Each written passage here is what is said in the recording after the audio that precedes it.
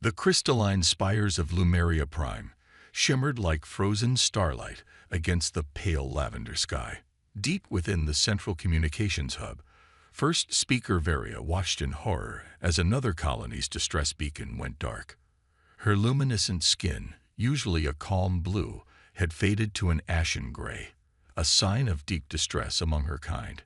"That's the third outpost this cycle," Second Speaker Neris whispered, his own bioluminescence dimmed with fear. "The swarm is getting closer." The luminary had never been warriors. Their civilization had flourished through diplomacy and scientific achievement, their biological ability to share thoughts and emotions through bioluminescent patterns making deception nearly impossible among their kind. But the swarm cared nothing for diplomacy or peaceful coexistence. They had appeared 6 cycles ago, emerging from the dark space between spiral arms. The first attacks had seemed random, isolated mining operations, research stations, small colonies.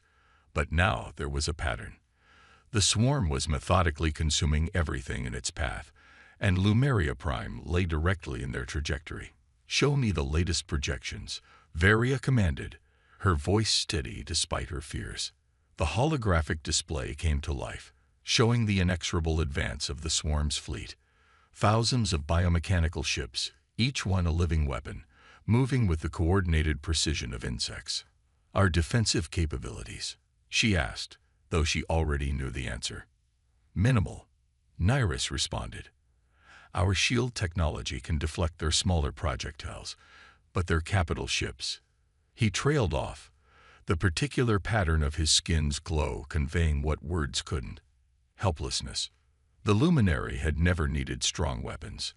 Their few military vessels were designed for patrol and peacekeeping, not full-scale war. Their greatest achievements were in biotechnology. Living ships that could heal themselves, cities that grew rather than being built, medical advances that had made disease almost unknown among their people. "There might be one option," Third Speaker Callus said hesitantly. All eyes in the chamber turned to the youngest member of the council. Callus's skin flickered with nervous patterns as he continued. "We've detected unusual transmissions from a previously unknown spacefaring species. They call themselves humans." Varia's inner lights pulsed with surprise. "The Deathworlders. The ones who emerged from that high-gravity planet in the spiral arm." "Yes," Callus confirmed.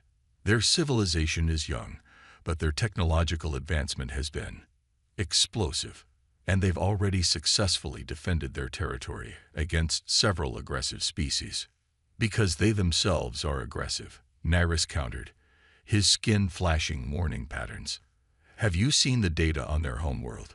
The atmospheric oxygen content alone would be toxic to most species. Their gravity would crush our bodies. They evolved as pursuit predators." First Speaker. "Their entire biology is optimized for violence." "Their entire biology is optimized for survival," Callus argued. "Yes, they're physically powerful by our standards, but they've also shown remarkable adaptability. Their diplomatic corps has successfully established peaceful relations with 17 species in just their first decade of interstellar contact." Varia studied the latest reports from their long-range sensors. The swarm would reach their outermost colonies in less than a stellar cycle. Their inner worlds would fall within 3. And after that, extinction. "Show me everything we have on these humans," she commanded. The next several hours were spent reviewing transmissions, sensor data, and diplomatic reports. The more Varia learned about humanity, the more fascinated and terrified she became. Their history was indeed filled with conflict, but also with incredible resilience and innovation. They had nearly destroyed themselves multiple times, yet each crisis had somehow made them stronger. "They're dangerous," Neris insisted. "Yes," Varia agreed, her skin pulsing with determination. "But right now, we need dangerous." The decision wasn't easy. The Luminary Council debated for 3 full days, their skin patterns creating complex symphonies of light as they argued the merits and risks. But in the end, survival won out over caution. Varia personally composed the message, carefully translating it into all known human languages. To the people of Earth, we are the Luminary, a peaceful civilization facing extinction. An enemy we cannot defeat approaches our worlds. We have watched your species emerge among the stars with both fear and fascination. You are unlike any other spacefaring race we have encountered. The very traits that once made us hesitant to contact you, your strength, your aggressive problem-solving, your ability to thrive in conditions that would kill most sentient species, are now the reason we reach out. We offer alliance, exchange of knowledge, and lasting friendship. In return, we ask for your help in defending our people from annihilation. The choice is yours, but time is short. We await your response. The message was sent on all frequencies, backed by the full power of Lumeria Prime's quantum communication array. Then they waited. 3 days later, their sensors detected a massive energy surge. A ship emerged from hyperspace, larger than any luminary vessel, its hull gleaming with armor that would have been impossibly heavy on any of their own ships. The design was utilitarian, functional, built for power rather than aesthetics. It was unmistakably human. This is Admiral Sarah Chen of the United Earth Defense Force. A voice transmitted on all frequencies. We received your message.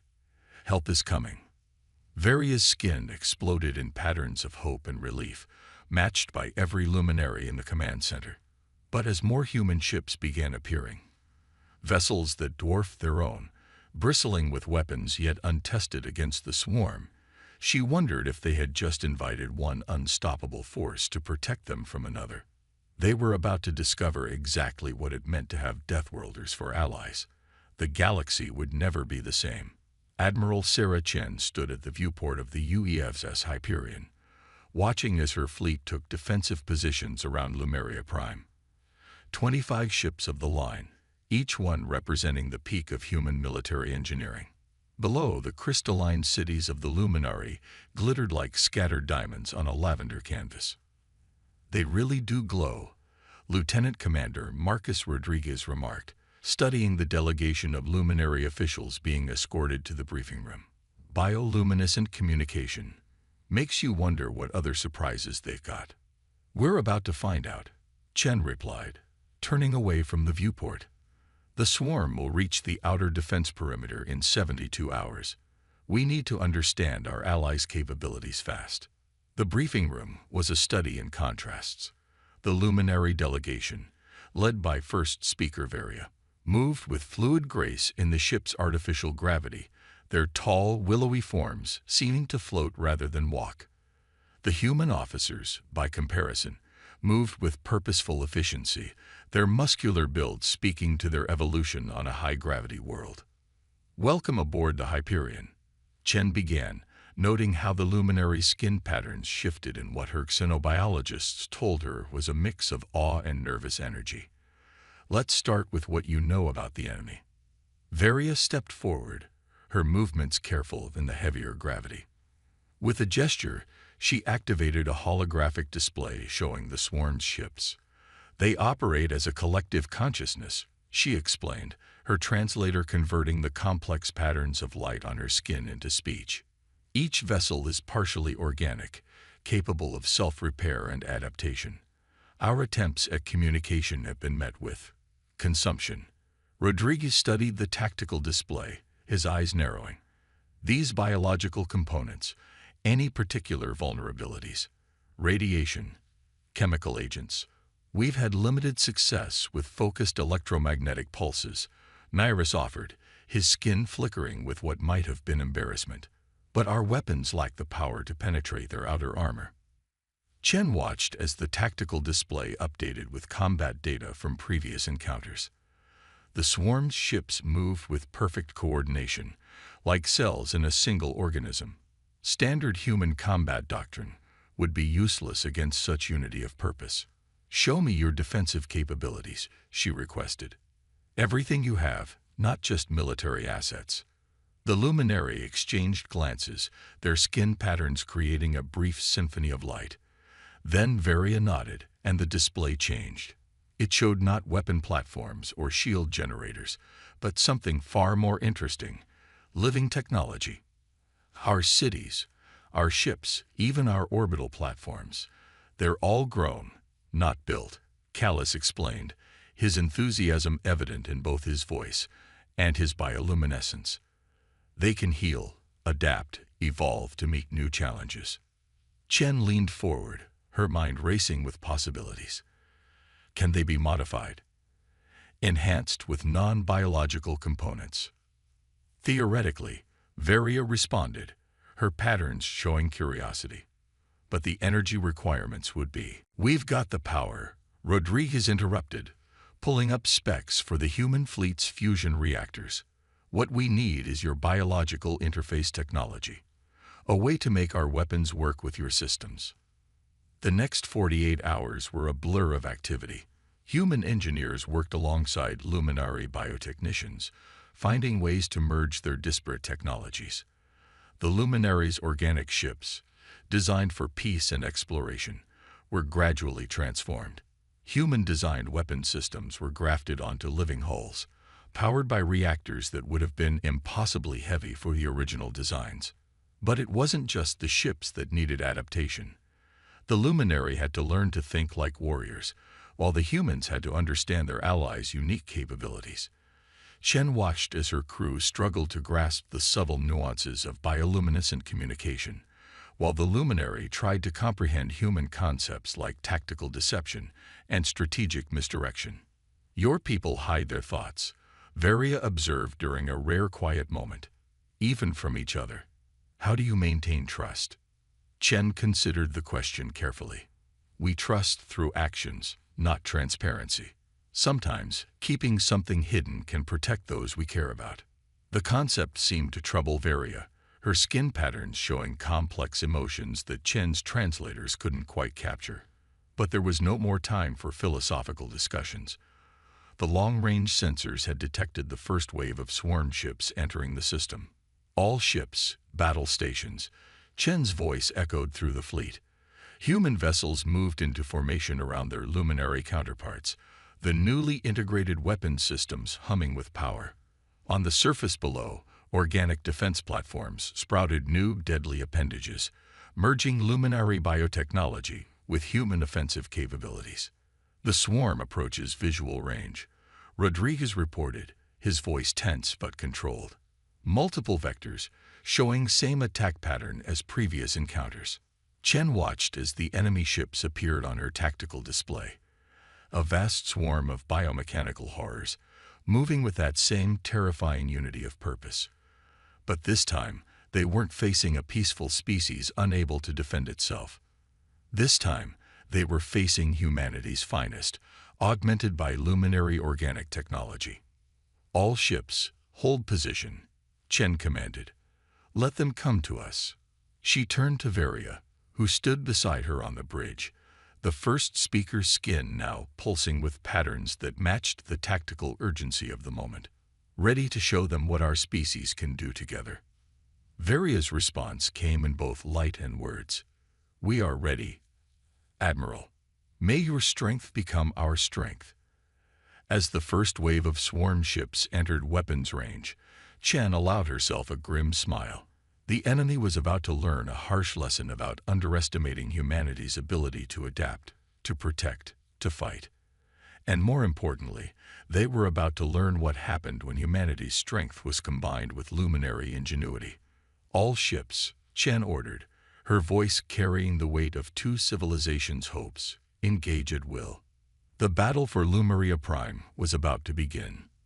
The first wave of swarm ships hit like a tsunami of living metal. Biomechanical horrors, each the size of small cities, crashed against the combined human luminary defense line.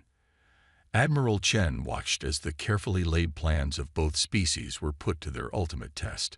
Multiple impacts on sectors 7 through 12, Rodriguez reported, his fingers dancing across the tactical display.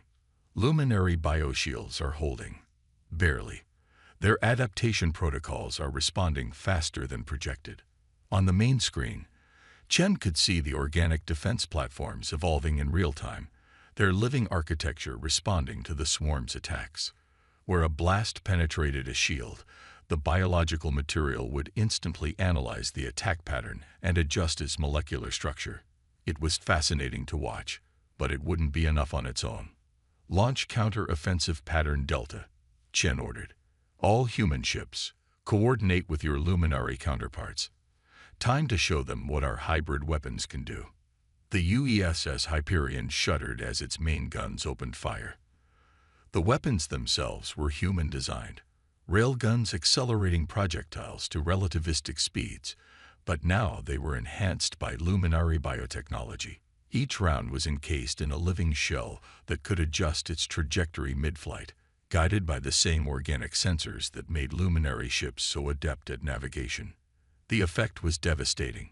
Where before the swarm had been able to predict and evade traditional weapons, now they faced munitions that could think and adapt. The first volley tore through their forward lines, leaving gaping holes in their supposedly impenetrable formation. "They're responding," Varia announced, her skin pulsing with rapid patterns of analysis. "The collective is adapting its defensive formations. They've never encountered this type of hybrid technology before." Chen nodded grimly. "That's the problem with a hive mind. It's great at coordinated action, but it can be predictable." "Lieutenant Commander, initiate sequence Omega." Rodriguez's eyes widened slightly. "Are you sure, Admiral? We haven't tested the neural interface at full capacity." "No time like the present," Chen replied, turning to Varia. "First speaker, we need your people's help for this next part. The swarm thinks it knows how to counter our technology. Let's show them what happens when we truly combine our species' capabilities." What followed was unprecedented in the history of either civilization. Through newly developed interfaces, human tactical officers linked directly with luminary biosensors.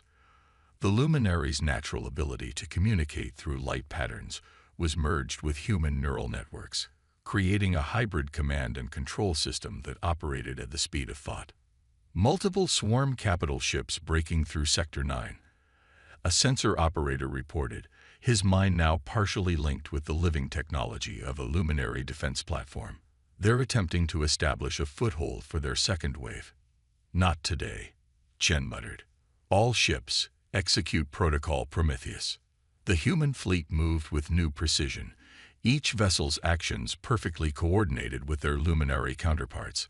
Where human weapons struck, luminary biotechnology immediately analyzed and exploited the damage. Where luminary sensors detected weaknesses, human targeting systems delivered killing blows with brutal efficiency. But the swarm was far from defeated. A massive tendril of biomechanical ships curved around the defense line, attempting to flank the Allied fleet. As they moved, their outer hulls began to shift and change, adapting to the hybrid attacks they'd encountered.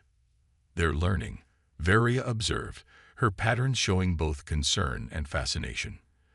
"Their collective consciousness is beginning to understand our combined capabilities." "Good," Chen replied with a predatory smile. "That means they're focused on what we want them to see." "Commander Rodriguez, are the stealth platforms in position?" "Yes, Admiral. All 12 platforms are ready. The luminary cloaking fields are holding stable." This had been perhaps the most ambitious fusion of their technologies. Human quantum warheads housed within luminary stealth platforms that were literally invisible to organic sensors. They had been quietly moving into position while the main battle drew the swarm's attention. "The key to defeating a hive mind," Chen explained to Varia, "isn't to overpower it. It's to present it with too many different types of threats to process at once. Your people's biological technology makes perfect counters to their adaptive capabilities. Our weapons provide the punch they don't expect. But the real key, that's pure human strategic thinking, making them look where we want while the real threat sneaks up behind them." "Now," Rodriguez called out. The stealth platforms deactivated their cloaking fields simultaneously.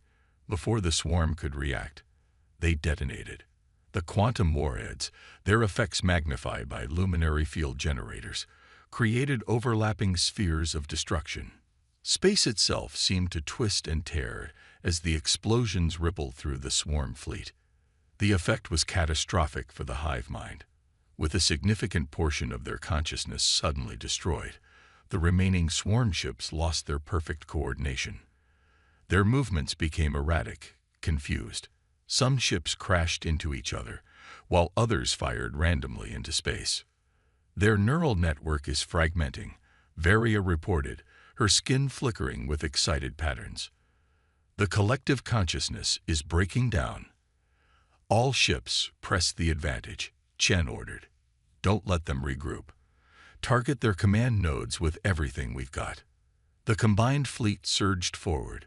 Human warships, their hulls now partially enhanced with living armor, shrugged off impacts that would have previously crippled them. Luminary vessels, their organic weapons now powered by human fusion reactors, struck with unprecedented force. The battle raged for hours, but the outcome was no longer in doubt. Without their unified consciousness, the remaining swarm ships were formidable but manageable threats. One by one, they were isolated and destroyed by the coordinated efforts of both species. As the last enemy ship exploded in a spectacular fusion of organic and mechanical debris, a cheer went up through the human fleet. On the luminary vessels, patterns of victory and relief created awesome displays of light and color. Chen turned to Varia, noting how the first speaker's skin now pulsed with patterns she was beginning to recognize as joy and amazement. "Well," Chen said with a tired smile, "I'd say this partnership is off to a promising start." Varia's response came in both light and words. "Indeed, Admiral. Though I suspect this is only the beginning of what our species can achieve together." Looking at the tactical display, showing the successful fusion of human and luminary technology, Chen couldn't help but agree. They had done more than win a battle. They had proven that the combination of human ingenuity and luminary biological mastery could create something entirely new. The galaxy would never be the same, and that was probably for the best. 6 months after the Battle of Lumeria Prime, the crystalline spires of the capital city had changed. Human-designed reinforcement structures now won through the organic architecture like metallic vines, creating a stunning fusion of strength and beauty. In what had once been a meditation garden, Commander Rodriguez watched a group of luminary children playing with holographic representations of human ships. "They're adapting faster than we expected," Dr. Sarah Wells remarked, the xenobiologist's eyes tracking the children's bioluminescent patterns. "Their biology is actually shifting to accommodate higher gravity environments." Evolution in real time. The changes weren't limited to the luminary. Throughout the garden, human scientists worked alongside luminary biotechnicians, their neural interfaces glowing with the same soft light as their host's skin. The ability to share thoughts and emotions through bioluminescence had proven too useful to ignore, leading to the development of bio-augments that gave humans similar capabilities. "Admiral Chen is ready for you," a young luminary aide announced, her skin patterns conveying both respect and excitement. Rodriguez followed her into the new Joint Command Center, another testament to their species' collaboration. The command center itself was a marvel of bioengineering. Living computers processed data through neural pathways while quantum processors handled the heavy calculations. At its heart, Admiral Chen and first speaker Varia stood before a massive holographic display showing the ongoing transformation of both their civilizations. "The integration of our technologies has exceeded all projections," Varia was saying, her patterns showing clear enthusiasm. "The latest generation of hybrid ships can outperform anything either of our species has created before." Chen nodded, her own neural interface flickering in response to Varia's emotions. "The real breakthrough is in medical applications, your biological regeneration techniques, combined with our nanotech. We're curing diseases that neither of our species could handle alone." Rodriguez cleared his throat. "Speaking of breakthroughs, we've got the latest reports from the frontier colonies." The display shifted to show a series of new settlements on the edge of luminary space, These weren't the purely crystalline cities of old, nor were they the utilitarian human outposts. Instead, they represented something entirely new: organic structures reinforced with advanced materials, powered by fusion cores that interface directly with living systems. The colonists are thriving, Rodriguez reported. Human families adapting to lower gravity environments, while their luminary neighbors develop stronger bone density. The children especially. He paused, bringing up footage from a colonial school where human and luminary young played together, their neural interfaces allowing them to share thoughts and feelings as naturally as breathing. They don't see the differences anymore, Dr. Wells observed. To them, this is just how things are supposed to be. But not everyone embraced the changes with such enthusiasm. The holographic display shifted again, showing reports from both Earth and Lumeria Prime. Conservative factions in both societies were expressing concern about the pace of integration, fearing the loss of their species' unique identities. There will always be resistance to change, Varia acknowledged, her patterns showing thoughtful consideration. But look at what we've achieved in just 6 months. The swarm threat led us to discover something far more valuable than victory in battle. Chen smiled, an expression that her neural interface translated into patterns of light that every luminary in the room could understand. We've discovered that our differences aren't obstacles to overcome. They're opportunities to become something greater than either of us could be alone. The display shifted one final time, showing the prototype of their latest joint venture, a massive exploration vessel, larger than anything either species had built before, designed to carry both human and luminary crews into uncharted space. Its living hull was powered by next-generation fusion reactors, its sensors combining organic sensitivity with quantum processing power. The Horizon Project, Rodriguez read from the specifications, first of its class. More than that, Varia corrected, her patterns shifting to convey deeper meaning. It's the first ship truly designed for both our species from the ground up. Not a human ship modified for luminary, not a luminary vessel adapted for humans, something entirely new. Dr. Wells studied the ship's specifications with professional interest. The medical bay is fascinating, designed to handle both species' needs simultaneously. And look at the crew quarters. Adaptive environments that shift between human and luminary optimal conditions automatically. When does she launch? Rodriguez asked. 3 months, Chen replied. We're already getting volunteer requests from both species. Everyone wants to be part of the first true hybrid crew. The implications went far beyond a single ship. The Horizon Project represented the future both species were building together. One where human strength and ingenuity combined with luminary adaptation and biological mastery to create something unprecedented in the galaxy. The conservatives worry we're losing ourselves, very amused, her patterns showing subtle amusement. They don't understand that we're finding ourselves instead. Every adaptation, every fusion of our technologies and cultures makes both our species stronger. Chen's neural interface pulsed in agreement. That's what the swarm never understood. They saw strength in uniformity, in forcing everything to conform to a single pattern. Real strength comes from diversity, from combining different approaches to create something new. As if to emphasize her point, an alert came through the living computers. Another group of worlds requesting contact with the Human Luminary Alliance. Species that had once feared humanity's deathworld nature were now seeing the possibilities it offered when combined with wisdom and advanced biotechnology. We should prepare a response, Rodriguez suggested. Already composing one, Varia replied, her patterns forming the complex sequences that represented diplomatic communication. We'll tell them what we've learned, that the galaxy's greatest achievements don't come from staying isolated in our comfort zones. They come from reaching across the divide, from turning our differences into advantages. Looking at the transformed command center, at humans and luminary working together as naturally as if they'd been doing it for generations, Rodriguez couldn't help but feel optimistic about the future. They hadn't just survived the swarm. They'd discovered a new way of existing, one that promised to transform both their societies in ways they were only beginning to understand. The galaxy was changing, and for once, that change was bringing hope rather than fear. 5 years after the Battle of Lumeria Prime, the Galactic Council chamber was nothing like it had been before. The traditionally austere hall now featured a blend of various species' architectural styles, with the most prominent being the striking combination of human industrial strength and luminary organic beauty. Admiral Sarah Chen, now serving as Earth's primary representative, stood at the podium alongside First Speaker Varia.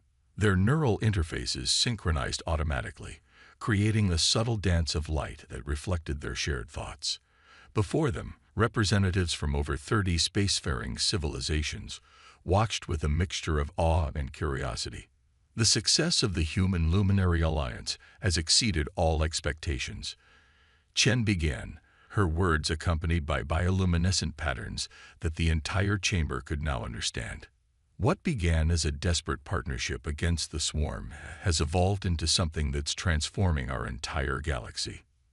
The massive holographic display behind them showed the extent of these changes. Dozens of worlds had adopted hybrid technologies, combining their own unique capabilities with elements from both human and luminary science. The feared Deathworlder traits of humanity had become sought-after advantages rather than sources of fear. We've received over 200 requests for technological and cultural exchange programs in the past year alone. Varia continued, her patterns synchronizing perfectly with Chen's. But more importantly, we've seen a fundamental shift in how our species view their differences. Rodriguez, now captain of the exploration vessel Horizon, stepped forward to present the latest data. The ship's first mission had returned with unprecedented discoveries, made possible only by its hybrid crew's unique capabilities. The Horizon's success demonstrates what we've been saying, he explained. When we combine different evolutionary advantages instead of seeing them as barriers, we achieve things that would be impossible alone. The evidence was impossible to ignore.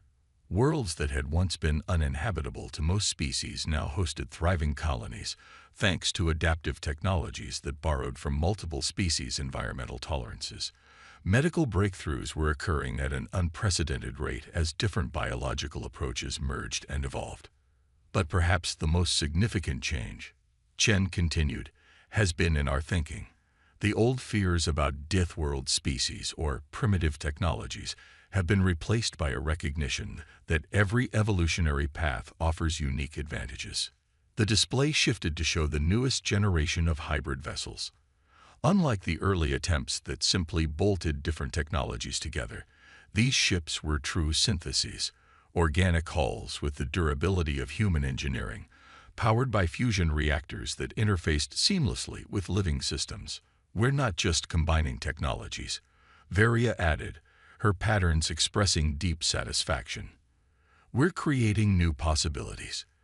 The children born in our hybrid colonies don't see boundaries between species. They see opportunities for connection and growth.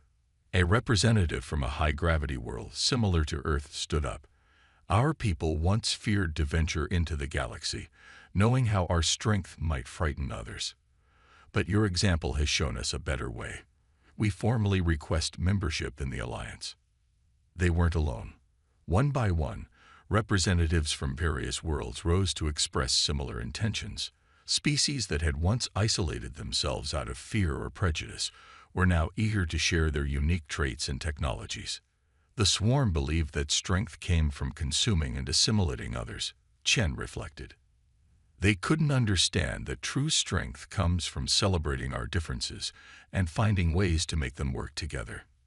The chamber's organic computers, themselves a product of human luminary cooperation, displayed a new alert.